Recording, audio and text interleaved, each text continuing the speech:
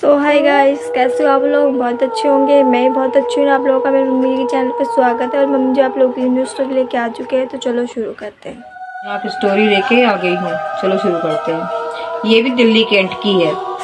एक बार जो हमारा मतलब फ्लैट था उसके सामने ही एक फ्लैट था, तो मतलब दोनों मियाँ बीवी थे। उनकी मतलब न्यू शादी हुई थी, तो मतलब कुछ दिन तो ठीक रहा, सब कुछ बढ़िया चला। हमारे दिल्ली कैंट में एक घटना हुई थी।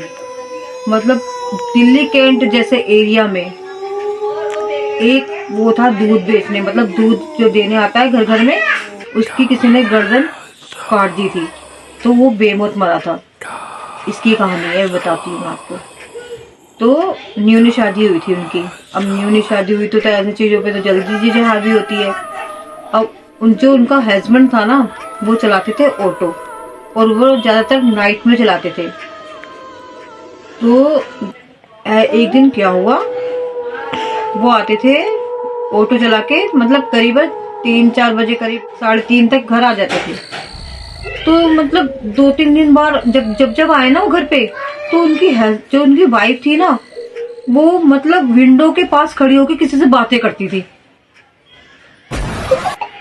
एक बार इग्नोर किया, 2 बार इग्नोर किया। वो सोचता कि विंडो पे किससे बातें करती है, कोई नजर भी नहीं आता, विंडो पे खड़ी खड़ी बातें करेगी। और तो मतलब वो कहता है कि विंडो पे खड़ी खड़ी किसको देखती है। वो सोचा नहीं नहीं है, मैं क्या बोलूं, शक कर रहा उसके ऊपर कि अब बंदा शक कर रहा है तो कोई दिखे भी तो सही। वो कह रहा मैं कुछ दिख भी नहीं रहा, अगर मैं कुछ बोलूं भी तो क्या बोलूं, वो बंदा मुझे दिख भी नहीं रहा, ये प्रॉपर उससे बात कर रही है।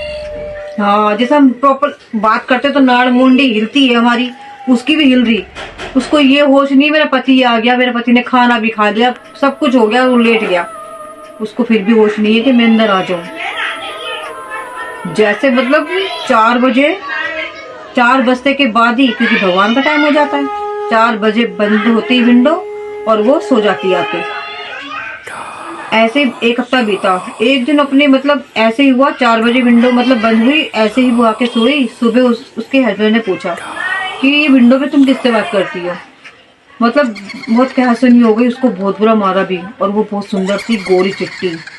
तो मेरी मम्मी ने बताया था मेरे को, कितनी गोरी चिट्टी थी उसके, तो बेचारी की नील भी पड़ गई थी, इतनी बुरे मारा उसको। अब वो क्या बताया, वो कह रही मुझे पता ही नहीं। उस टाइम उसको होश ही नहीं होता कि आप किसी क्या बात कर रहे हो, मैं तो किसी से बात नहीं करती हूँ। कह रहा मैं देखता हूँ तू जब भी आता हूँ तुझे ये भी होश नहीं होता, मैं खाना भी मुझे खाना भी डालना है मैं आया हूँ, मुझे पानी पकड़ा नहीं, तो विंडो पे खड़ी खड़ी बातें करती रहती है। और पता नहीं वो इंसान क्या मुझे देख लेता है क्या, वो भाग जाता है कि नहीं मैं किसी से बात नहीं करती। उसको बिल्कुल भी होश नहीं होता कि जब वो विंडो में बात करती है। फिर एक दिन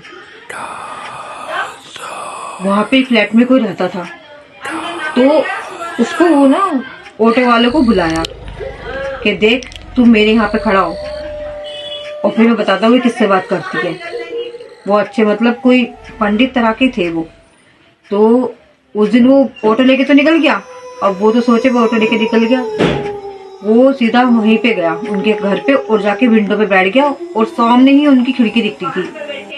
जो ऑटो चलाते थे भैया, उनके सामने ही मकान दिखता था, बिल्कुल सामने ही विंडो दिखता था उनका। वो विंडो पे फिर खड़ी हो गई और वो करती थी कटे नाड़ वाले आदमी से बात, जिसकी मतलब जिसकी बताया था मैंने आपको कि जिसके साथ हादसा हुआ था, नाड़ काट दी थी उसकी, वही बंदा उससे बात करता था। देख लो कि देख दिख रहा तेरे को। अब भगवान जाने वो उसने क्या किया, जो उस ऑटो वाले ड्राइवर को वो बंदा दिखाई देने लग गया कि हाँ मेरी औरत तो इससे बात कर रही है, और इसकी नाड़ तो है नहीं, ये क्या बात कर रही है, तो कुछ भी नहीं है, धड़ है बस। और उससे सब बात कर रही है, आराम से नाड़ हिला रही है, आराम से बातचीत कर रही। हम बात करते तो ऑब्वियसली नाड़ मूल तो हिलता ही है हमारा, उसका भी हिल रहा। तो कह रहा उसके तो होश उड़ गए कि ये तो कटी नाड़ वाले से बात कर रही है।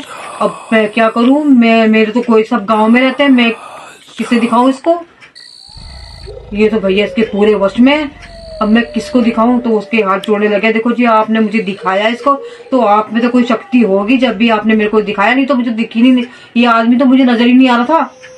और मैं अपनी वाइफ को इतना बुरा मारा मैंने उसको, और उसने मुझे बोला भी कि जी मेरे को तो पता ही नहीं, मैं तो किसी से बात नहीं करती हूँ।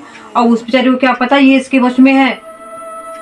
और भैया उसके बाद वो उसने बोला तुम ठंडे हो जाओ, तसल्ली करो, पानी वानी पियो, फिर मैं बताता हूँ क्या करना है। ऐसे ही सुबह होती है, वो ऑटो लेके घर जाता है और वो पंडित उनके घर में होता है, जाता है उसके साथ ही।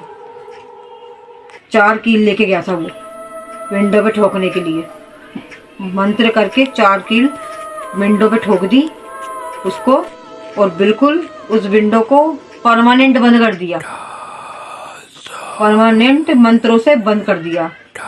उसके बाद उसकी वाइफ से बोला कि एक धागा दिया और उसकी कलाई में बांधा कि बेटा इसको मत खोलना, हाँ कोई जगह जाते हो, मौत मिट्टी में जाते हो तो उसे खोल देना, और फिर इसको मिट्टी मतलब वो डाल के गंगा जल, उसके बाद फिर पहन लेना। उसके बाद 1 हफ्ता बीता, 2 हफ्ते बीते, फिर से उससे पूछा उसके मतलब हस्बैंड ने कि अब कुछ ऐसा कि नहीं, अब मुझे मतलब मेरे को, वो कह रही कि मुझे तो पता भी नहीं चलता था मैं कब विंडो पे जाके बैठती थी। उसको बताया उसके हस्बैंड ने कि देख तू ऐसे जाके उससे कटिनाड़ वाले से बात करती थी तू। वो इतना रोई कि मेरे को क्या पता, मुझे तो कुछ भी नहीं पता था, अब मुझे क्या पता उसने मुझे वश में कर रखा था।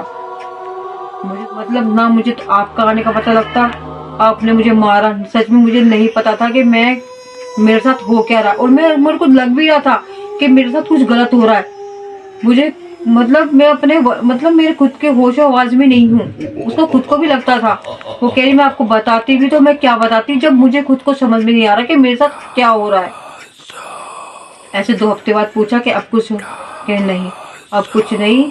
अब वो बेचारा रात को मतलब अब रात को उसने नाइट शिफ्ट छोड़ दी थी, और फिर अपने टाइम खाना पीना खाते और टाइम से अपने सो जाते, और वो परमानेंट खिड़की बंद कर दी।